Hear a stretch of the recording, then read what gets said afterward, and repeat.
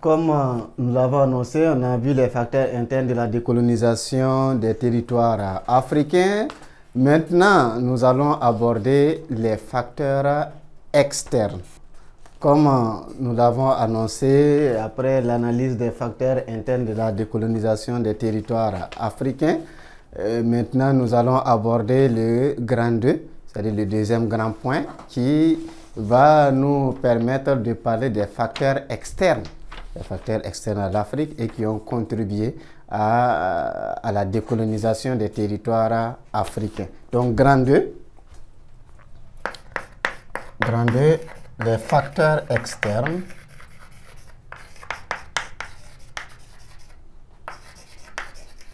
de la décolonisation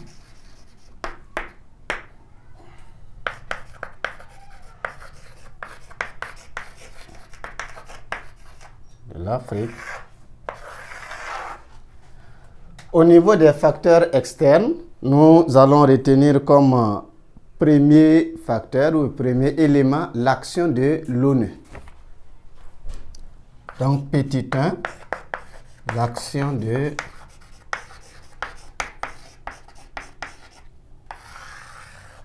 l'ONU. L'ONU, l'Organisation des Nations Unies, qui a vu le jour en 1945 lors de la conférence de San Francisco aux États-Unis. L'ONU a beaucoup œuvré pour l'indépendance des territoires colonisés. Premièrement, à travers le Conseil de tutelle, c'est un organe de l'ONU, le Conseil de tutelle. À travers le Conseil de tutelle, l'ONU a accompagné de nombreux territoires colonisés vers l'indépendance. Donc, le Conseil de tutelle a facilité l'accession à l'indépendance de nombreux territoires en les accompagnant. L'ONU également a servi de tribune d'expression pour les peuples colonisés afin qu'ils puissent dénoncer les méfaits de l'administration coloniale et d'avoir du soutien de la communauté internationale, ainsi pour pouvoir accéder à l'indépendance. Donc, tribune d'expression. L'ONU a servi de tribune d'expression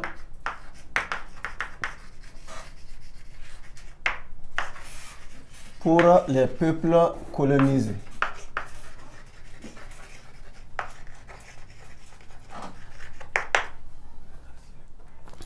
Donc, en plus d'accompagner à travers le conseil de tutelle, elle a aussi servi de tribune d'expression pour les peuples colonisés afin qu'ils puissent dénoncer les méfaits de l'administration coloniale et d'avoir le soutien de la communauté internationale.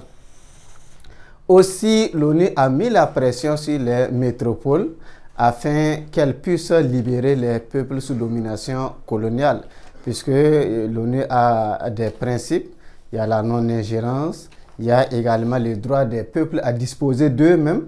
Et en se basant sur ce principe-là, elle trouve que les métropoles n'ont plus raison de garder sous domination coloniale des territoires, quelle que soit la couleur de peau des colonisés ou bien la religion, ainsi de suite.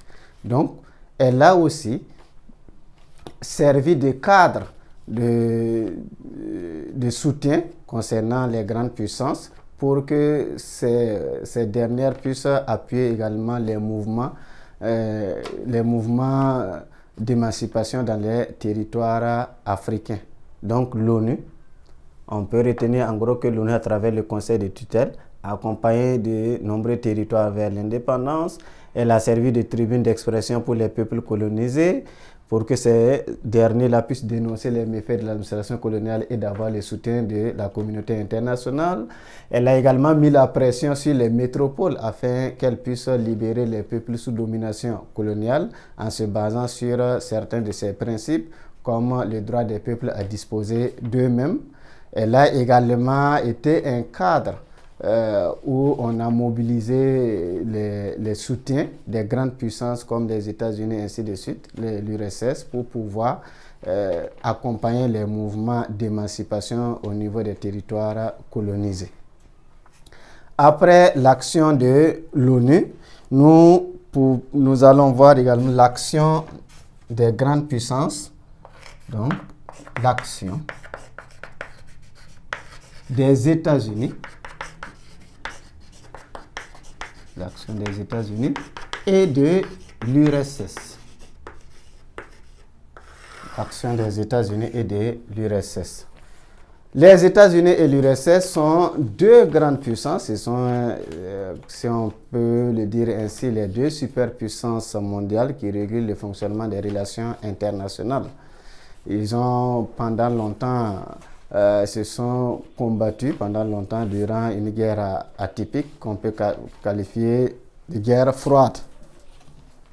Donc la période de décolonisation coïncide également avec un peu de crise au niveau des relations internationales où chaque puissance veut améliorer son image à l'international, mais également montrer sa proximité avec les différents peuples afin de pouvoir propager son idéologie. Donc les deux grands, on prend l'exemple des États-Unis d'abord. Les objectifs ou bien les ambitions ne sont pas seulement accompagner les peuples africains pour l'accession à l'indépendance. Il y a des visées économiques, il y a des visées idéologiques, ainsi de suite. Et il faut reconnaître aussi que les États-Unis ont été pendant longtemps sous domination coloniale européenne. Et ces derniers n'ont eu leur indépendance qu'à partir du 4 juillet 1776. C'est l'indépendance, si on peut le dire, des États-Unis, le 4 juillet 1776, avec 13 colonies. Donc, ayant subi la colonisation européenne, ils comprennent la souffrance des peuples sous domination européenne. Donc, ils vont les accompagner dans les mouvements d'émancipation dans les territoires colonisés afin qu'ils puissent organiser les luttes et demander l'indépendance. Aussi, il y a des visées idéologiques, puisque les États-Unis, en s'investissant dans l'accompagnement des mouvements d'émancipation, c'est pour aussi faire passer son idéologie, le capitalisme, comme une idéologie qui défend les faibles, qui défend les opprimés. Et cela va être une occasion de pouvoir propager l'idéologie capitaliste à travers le monde en utilisant les territoires colonisés. Donc, nous sommes dans une période de guerre froide où chacun doit lutter pour peut-être montrer aux yeux des opprimés que son idéologie est la meilleure, que son idéologie défend la liberté, défend également les peuples opprimés. Il y a également des visées économiques. Étant donné que les territoires colonisés constituent des marchés, mais aussi des zones où des matières premières existent, les États-Unis vont mettre la pression sur les métropoles européennes pour qu'elles puissent libérer les territoires sous domination coloniale afin que le marché soit exploité par tout le monde. Donc en ce moment, si les territoires accèdent à l'indépendance, les matières premières, les États-Unis peuvent venir les chercher. Le marché également peut être exploité par les Américains.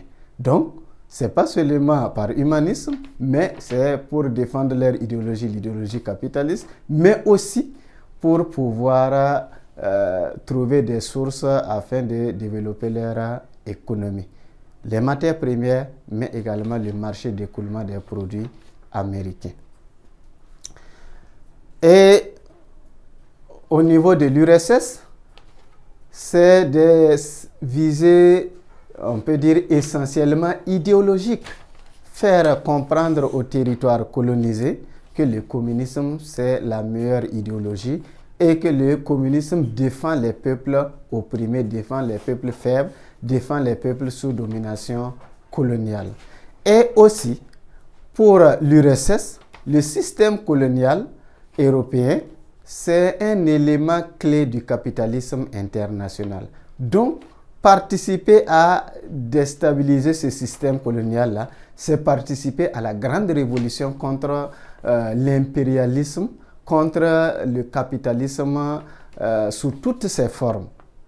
Et l'URSS va mettre la pression, que ce soit à l'ONU, que ce soit partout où elle va se retrouver, mettre la pression sur les puissances coloniales européennes afin qu'elles puissent libérer les territoires sous domination coloniale.